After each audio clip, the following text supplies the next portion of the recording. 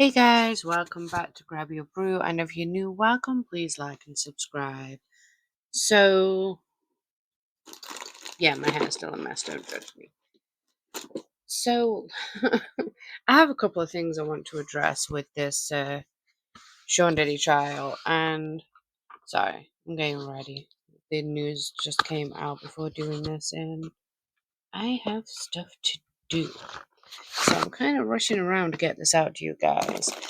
But, okay.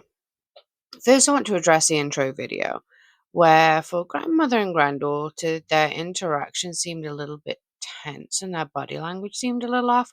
Maybe I'm just looking too much into it. I could be. ADHDers tend to look into things more than they should, but maybe I'm overanalyzing. I'm sorry, guys, I flirted you across the room. But ADHDers tend to overanalyze things, and maybe I'm looking too far into it, but to me it looked kind of weird. Like, if you look where her hand is on her arm, on her grandmother's arm, her grandmother's kind of like rigid and stiff and then kind of pulls away from her and starts like waving to the crowd and stuff. But it didn't seem like a normal interaction. And then the face on his son's girlfriend's face, like, look at her face compared to everybody else, like kind of happy, whatever, but she just looked like sneaky little bitchy. Like, who is you? And another thing I need to address is very important. Guys, my sunflowers died. I am so upset. Like, they look like they were somewhat withering this morning, so I changed out the water and tried to take them outside to put them in the sun a little bit, just see if they would last longer in. They died. I don't know if it was the wind or the tomato feed that my mum put in there,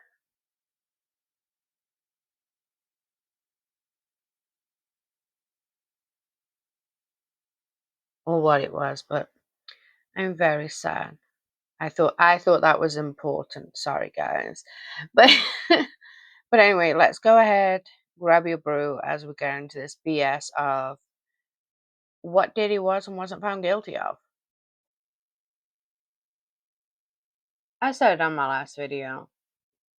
Money is involved because ain't no way after you heard all of the corruption that you were able to say not guilty on any account. The kidnapping, the arson, the battery, the assault, the SA, the control within the industry, and you could say not guilty.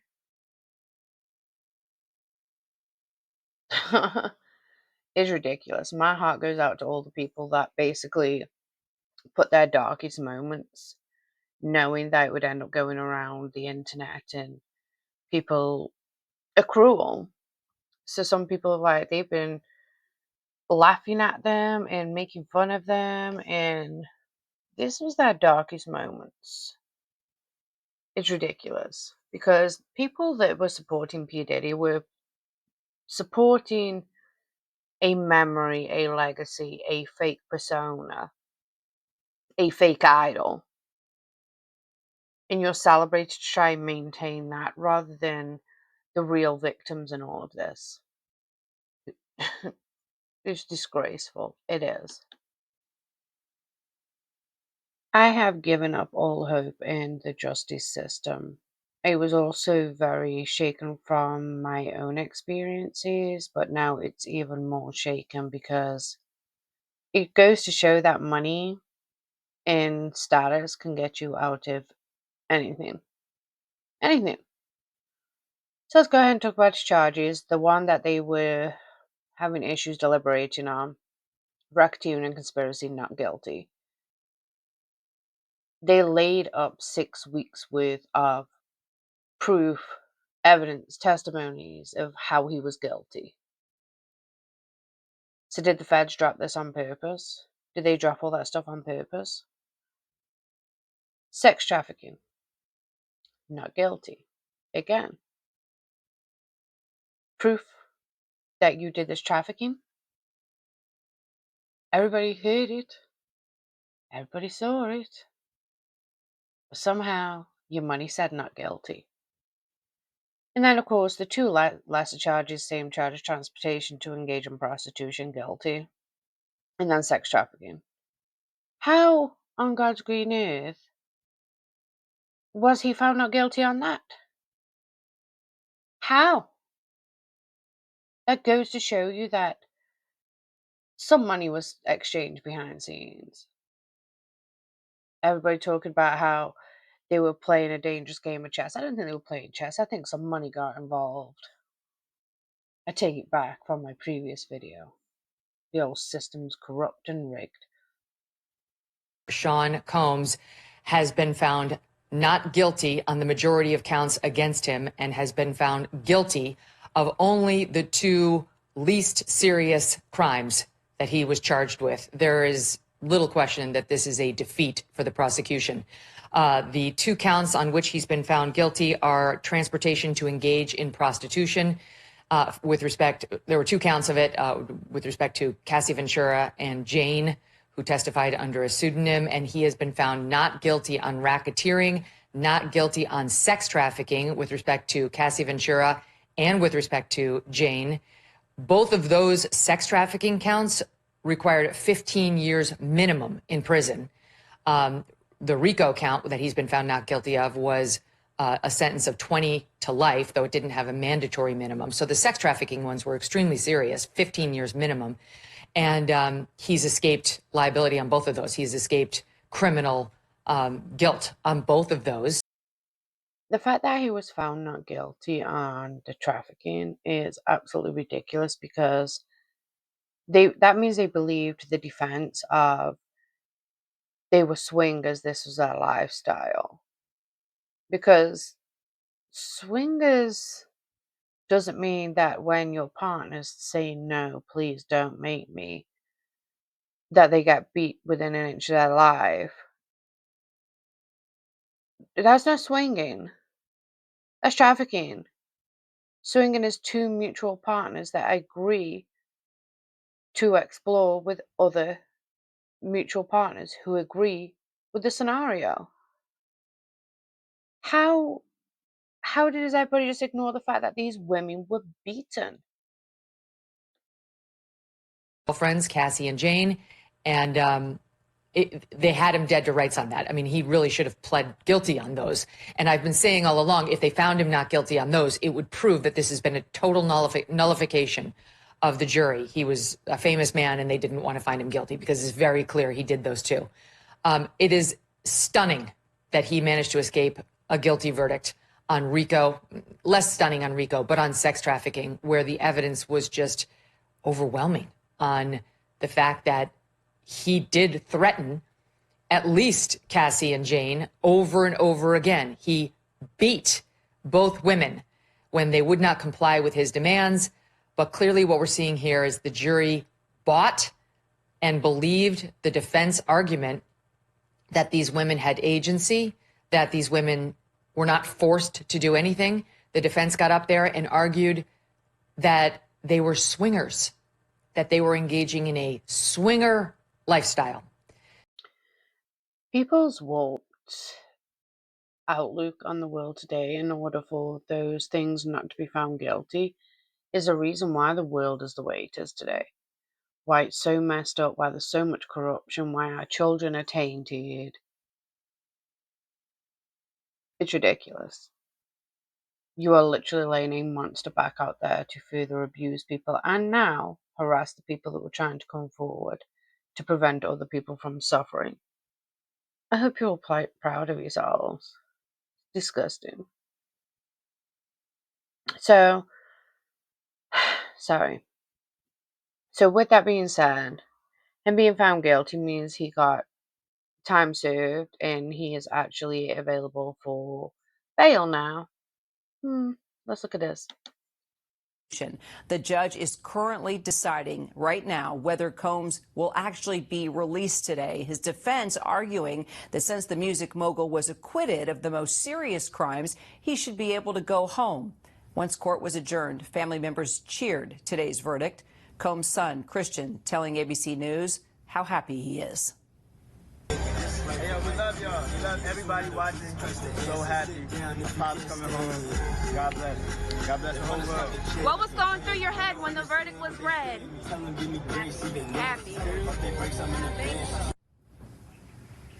Joining me now, Irina Roy, just outside court, legal contributor Bernardo Villalona, and also senior entertainment reporter Kelly Carter. All right, Rena, do we have any update on whether the judge will decide to release Combs at this hour? Kira, no decision quite yet from the judge. Just a couple of minutes ago, though, I can tell you we saw the Combs family van pull up to court once again, presumably to hear this decision on whether or not Combs will be released. The deadline that the judge gave both the prosecution and the defense just passed a couple of minutes ago. They were set to turn in their letters at 1 p.m. So for the last couple of hours, they've been working on their cases, both sides, for and against his release. The defense wants to see Combs walk out of those golden doors here behind us. They say that because he was acquitted of the more serious charges here, that he should go home and be with his family. But prosecutors have argued that he's a flight risk, and they say that he is still facing up to 20 years in prison on these lesser charges. They are arguing he should be held until his sentencing, Kira.